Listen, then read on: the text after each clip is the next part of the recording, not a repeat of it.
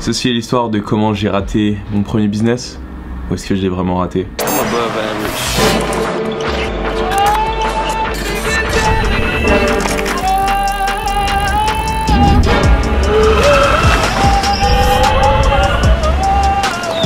Yo, Pierre, you wanna come out here?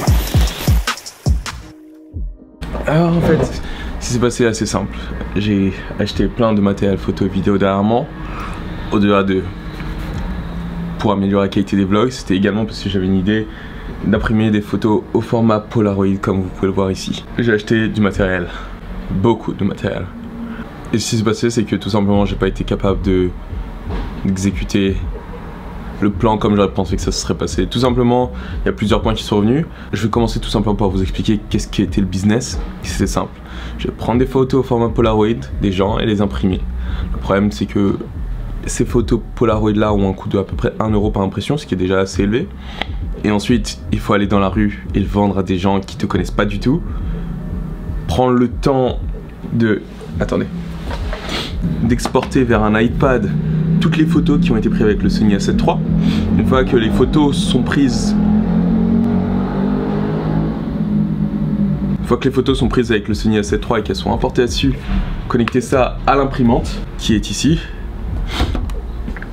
Et une fois que la photo est imprimée, la vendre au client. Ce processus prend énormément de temps et déjà même avant ça, il faut accepter de trouver des gens qui sont prêts à payer pour ce que j'ai à leur vendre. Ce qui s'avère en fait tout simplement plus compliqué que j'aurais imaginé. Pour la simple et bonne raison que premièrement, je suis pas quelqu'un de super extraverti à la base. Si je peux rester dans ma chambre toute la journée et parler à personne, c'est ce que je préférais faire. Et au final,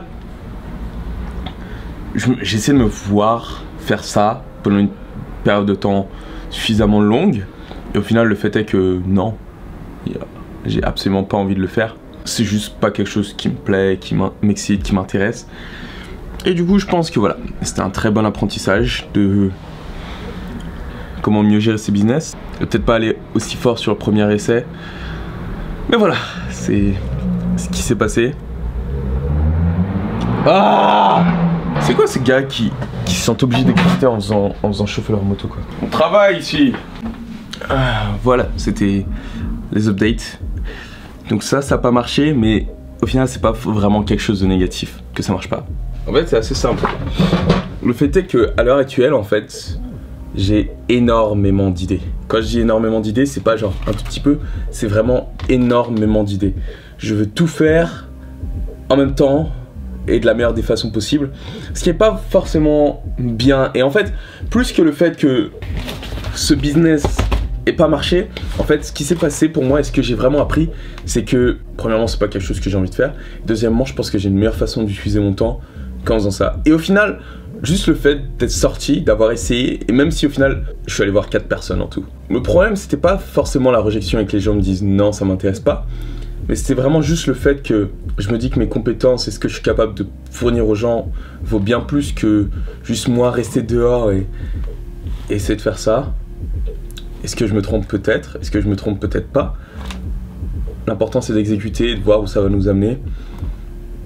Aujourd'hui ça n'a pas fonctionné comme je l'aurais envisionné. C'est peut-être moi qui suis un petit peu trop optimiste. Maintenant, est-ce que c'est un problème? Non. Parce que bon, il faut essayer les choses dans la vie. C'est un apprentissage pour moi.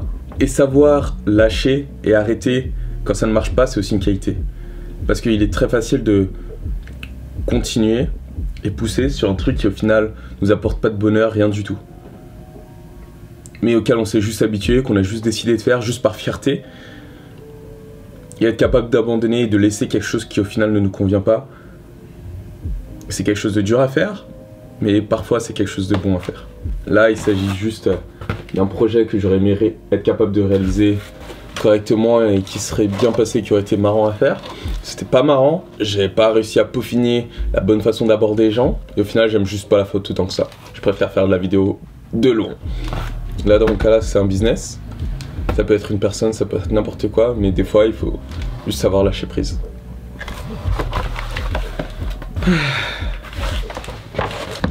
Du coup, à la question est-ce que j'ai raté mon premier business, ou c'est le deuxième parce qu'il y a Adventure qui est le premier. Du coup, à la question est-ce que j'ai raté mon premier business, la réponse est un peu mitigée parce que techniquement c'est pas mon premier business parce que Adventure est le premier et je l'ai toujours pas poussé à fond.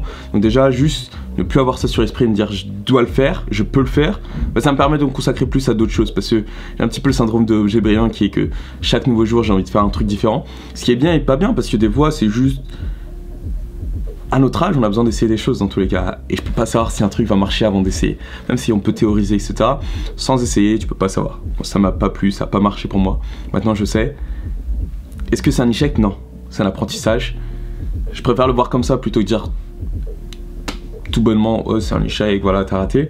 En tout cas ça je vais le garder et l'accrocher quelque part pour ne jamais oublier ce qui s'est passé et continuer à en tirer des enseignements. Ou est-ce que je devrais jeter parce que je suis supposé être minimaliste en ce moment. Bon, en tout cas, voilà. C'est ce qui s'est passé aujourd'hui. Mon idée de business a échoué. Maintenant, c'est vraiment bien que ça soit arrivé maintenant et pas dans 10 mois et que j'ai perdu tout ce temps à vraiment me rendre compte. C'est bien d'échouer vite parce que ça me permet de passer à autre chose. Demain, on part à Beauvais pour s'entraîner et ensuite entraînement le soir au PUC. Ce week-end, on a une nouvelle compétition à Nîmes. Je suis également un peu perdu au niveau d'où j'en suis niveau escrime, mais c'est normal d'avoir des doutes. On a tous des doutes tout le temps, que ça soit n'importe qui.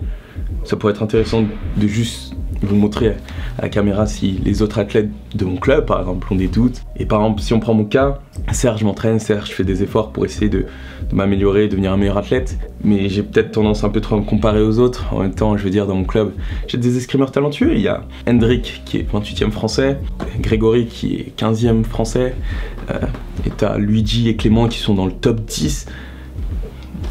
Moi je suis à être 114, pas pour dire que je suis incompétent ou que je suis pas capable de faire quoi que ce soit, mais c'est juste des fois prendre l'état des choses tel qu'il est, c'est pas la bonne chose à faire si t'as envie de continuer.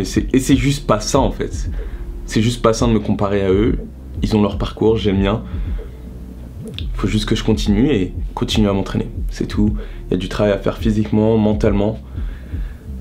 Regarder et se plaindre que les autres font les choses mieux que nous, mieux que moi dans mon cas, va pas m'aider à faire mieux. Donc on va se concentrer, on peut le faire. J'espère que mon histoire t'aura servi un petit peu. En tout cas on va continuer comme ça. On a bientôt 365 jours ensemble.